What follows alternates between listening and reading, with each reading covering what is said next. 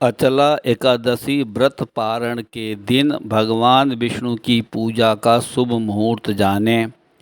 ज्येष्ठ मास कृष्ण पक्ष की अचला एकादशी व्रत रखने से महिलाओं को अखंड सौभाग्यवती का आशीर्वाद प्राप्त होता है। एकादशी तिथि का व्रत पारण और भगवान विष्णु की पूजा का वैज्ञानिक और आध्यात्मिक महत्व से सब लोग अवगत हैं। फिर भी स्वतंत्र मतानुसार देवी देवताओं की पूजा आराधना करते हैं। जानते हुए मन में विचार आया कि साधारण जन मानव कल्याण हेतु इस विषय पर वीडियो बनाकर सहगामियों को व्रत रखने और भगवान विष्णु की पूजा करने की प्रेरणा करें। इसके लिए पहले माहौल भगवान विष्णुमय होने के लिए भगवान विष्णु की वंदना करते हैं। हरिमय जगत जगतमय श्री हरि, यत्र तत्र सर्वत्र वही बसते। नदियों में जल रूप, पृथ्वी पे थल रूप, नक्षत्रों में ज्योति रूप, पुष्पों में हंसते। पास में विश्वास के हैं, तर्क से हैं दूर हरि, इन्हें नहीं मिले ब्रह्म जाल में जो फंसते। इस उस से जो पूछे, निज घट में न ढूंढे, ऐसे मूढ़ हरि के दरस को तरसते। ऐसे जीव हरि की कृपा को तरसते, ऐसे जीव हरि की कृपा को तरसते।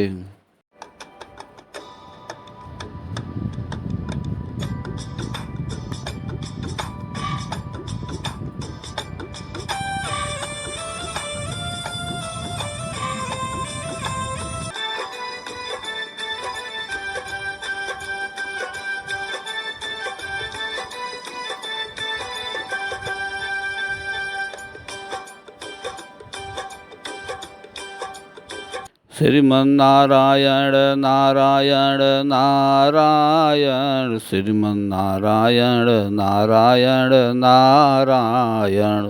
लख 84 भोग के तूने यह मानव तन पाया, रहा भटकता माया में कभी पूजा व्रत नहीं किया। रख ले एकादशी व्रत, रख ले एकादशी व्रत, रख ले एकादशी व्रत, भजले नारायण नारायण नारायण, भजले नारायण नारायण नारायण। वंदना के बाद एकादशी व्रत की महिमा में पहले पर ब्रह्म और जीव को समझते हैं। पर ब्रह्म मात्र संकल्प लेते हैं और महामाया पूर्ण करती हैं। पर ब्रह्म की लीला में पर ब्रह्म के एक से अनेक होने के संकल्प की पूर्ति में असंख्य जीवात्माएं पर ब्रह्म से अलग होकर इच्छा पूर्ति और उसके अनुरूप कर्म करने के लिए भूलोक में आकर कर्म योनि धारण करती हैं। जबकि जीव की कर्म और भोग 2 योनियाँ होती हैं, भूलोक में कर्म योनि और नरक और स्वर्ग जैसे लोक में भोग योनि में रहती हैं। जब भगवान ने सभी जीवात्माओं की इच्छा पूर्ति के लिए कर्म क्षेत्र अर्थात भौतिक जगत अथवा भूलोक और कर्म यौन प्राणियों की रचना किया तो उसी के साथ साथ अनेक प्रकार के पापों का भी जन्म हुआ। उन पापों से एक पाप पुरुष की रचना हुई। भगवान ने देखा कि आत्माएं बहुत जल्दी पाप की ओर प्रवृत्त होती हैं और उन्हें दंड के लिए बार बार नारकीय लोकों में भेजा जाता है। जीवात्मा परब्रह्म का अभिन्न अंग होने के कारण परमात्मा को कभी नहीं भूलता है, सदैव स्मरण करता है, परंतु माया की लोलुपता में समय बीत जाता है। जन्म मरण से मुक्ति अर्थात मोक्ष पाने की इच्छा रहती है, परंतु यज्ञ पूजा पाठ भजन कीर्तन आराधना व्रत और ध्यान योग नहीं कर पाता। भगवान को जीवों पर दया आई और उन्होंने अपने शरीर से एकादशी का विस्तार किया। जीव एकादशी का व्रत रखने लगे और पापों से मुक्ति पाने लगे। इस पर क्रोधित पाप पुरुष भगवान के पास गया और बोला, आपने मुझे बनाया है, लेकिन एकादशी के प्रभाव से मैं अपना कर्तव्य करने में असमर्थ हूँ। भगवान ने उत्तर दिया, यदि ऐसा है तो मैं तुम्हें प्रत्येक एकादशी को अन्न में प्रवेश करने का आदेश देता हूँ। इससे तुम्हारा अस्तित्व बच जाएगा। इसलिए यदि हम एकादशी का व्रत रखते हैं तो हम उन सभी पापों से बच जाते हैं जो हमें एकादशी के दिन अन्न खाने से मिलता है। एकादशी तिथि का व्रत और उस दिन भगवान विष्णु की पूजा का महत्व। मास की हर तिथि, दिवस और मानव के हर अंग के देवता अलग होते हैं। उस तिथि और दिवस पर उनकी पूजा आराधना करने से विशेष फल की प्राप्ति होती है। 1 से 10 तिथि का संबंध मानव के 10 क्रिया अंग, एकादशी से 15 तिथि का संबंध चतुष्टय अंतःकरण, मन, बुद्धि, चित्त और अहंकार से होता है। एकादशी तिथि का संबंध मानव के मन से है और द्वादशी तिथि का संबंध मानव के बुद्धि से है। एकादशी और द्वादशी दोनों तिथियां भगवान विष्णु के अधीनस्थ होती हैं। इसलिए द्वादशी तिथि से मिली हुई एकादशी तिथि के दिन जगत के पालनहार श्री हरि विष्णु के निमित्त व्रत रख कर उनकी पूजा आराधना करना चाहिए। भगवान श्री हरि विष्णु जगत पिता परमात्मा हैं। अगर उनकी कृपा प्राप्त हो जाए तो संतान, धन धान्य और सभी सुखों की प्राप्ति होती है। कुछ प्राप्त होना शेष नहीं रह जाता है। मनुष्य सदा विजयी होकर समस्त लोक में पूज्य और अंत में वैकुंठवासी हो जाता है, अर्थात परमात्म तत्व की प्राप्ति होती है। त्रयोदशी तिथि का संबंध मानव के चित्त से है और त्रयोदशी तिथि के स्वामी भगवान शिव हैं। इस तिथि के दिन भगवान शिव की पूजा आराधना करने से सभी मनोरथ पूर्ण होते हैं और अंत में मोक्षगामी हो जाता है। हर तरह के दोष से बचने के लिए भगवान शिव और विष्णु में अंतर नहीं समझना चाहिए।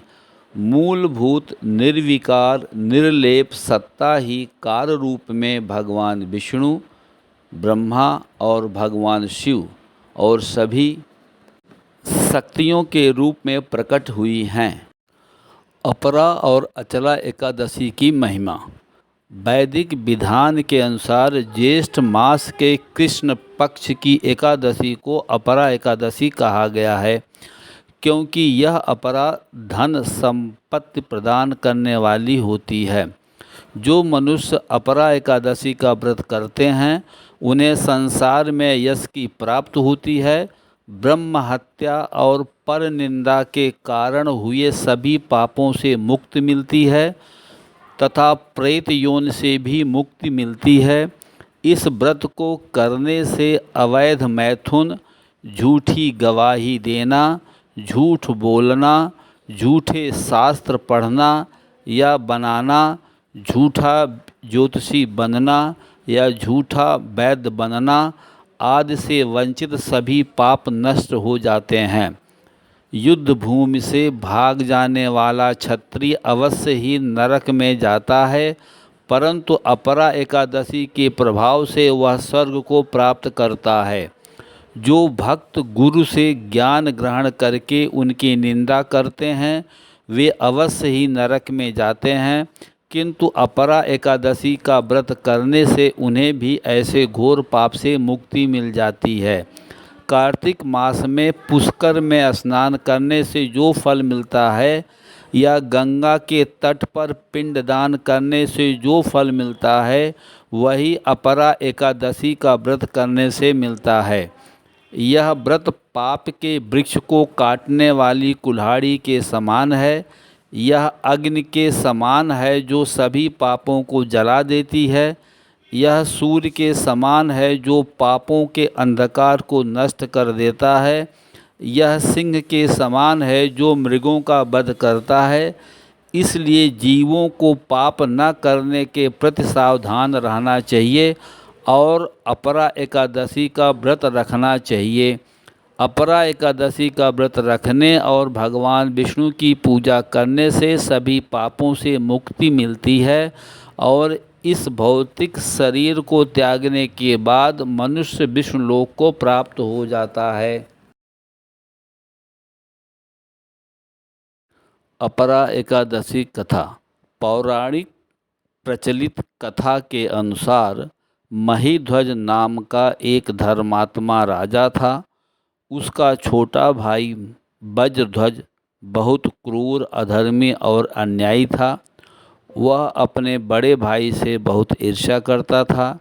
एक रात वज्रध्वज ने अपने बड़े भाई को सोते समय मार डाला और शव को जंगल में एक पीपल के पेड़ के नीचे दफना दिया।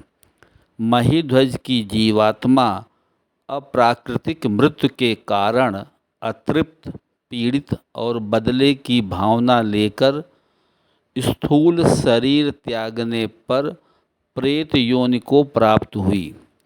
प्रेत दफनाए गए पीपल के पेड़ पर रहने लगा और वहाँ से गुजरने और आसपास रहने वाले मनुष्य को पीड़ा देने लगा तथा कई तरह के उपद्रव करता था। अपरा एकादशी ऋषि। एक दिन एक महान ऋषि धौम में उस जंगल से गुजरे और उन्होंने भूत को देखा। अपनी रहस्यमय शक्ति से वह भूत के पिछले जीवन को जान गए। वह इस तरह के उपद्रवों का कारण भी समझ गए। उन्होंने भूत को पीपल के पेड़ से नीचे उतारा और परलोक विद्या का उपदेश दिया। ऋषि स्वभाव से हमेशा बहुत दयालु होते हैं और अपनी दयालुता के कारण उन्होंने अपरा एकादशी का व्रत किया ताकि भूत को मुक्ति मिल सके। उन्होंने अपने द्वारा अर्जित सभी पुण्य भी भूत को दान कर दिए, जिसके परिणाम स्वरूप महीध्वज को प्रेत योनि से मुक्ति मिली और एक परलौकिक शरीर प्राप्त हुआ। वह पुष्पक विमान पर सवार होकर उच्च लोक में चला गया। आइए अपरा एकादशी के इस महान अवसर को व्यर्थ न गंवाएं। हम सभी को पापों से मुक्ति पाने तथा किसी कारण प्रेत योनि में भटकने वाले अपने प्रियजनों को मुक्ति दिलाने के लिए तथा परम पुरुषोत्तम भगवान श्री कृष्ण का शुद्ध प्रेम प्राप्त करने के लिए उपवास रखें। वो प्रेम से बोलो श्री हरि नारायण भगवान विष्णु की जय। अचला एकादशी व्रत पारण के दिन भगवान विष्णु की पूजा का शुभ मुहूर्त जाने।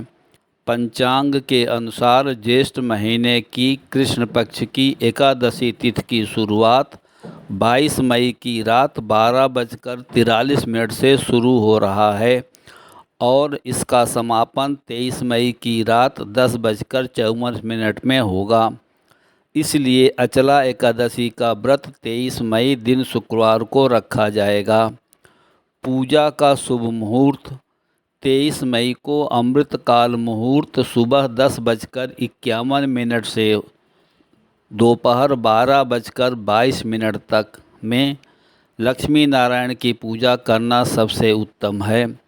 संध्या काल शाम 5:12 से लेकर 6:47 तक पूजा का शुभ मुहूर्त है।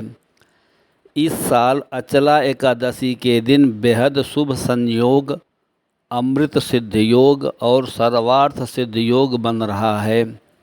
ऐसी योग में भगवान विष्णु और माता लक्ष्मी की पूजा करना अति सौभाग्य होता है।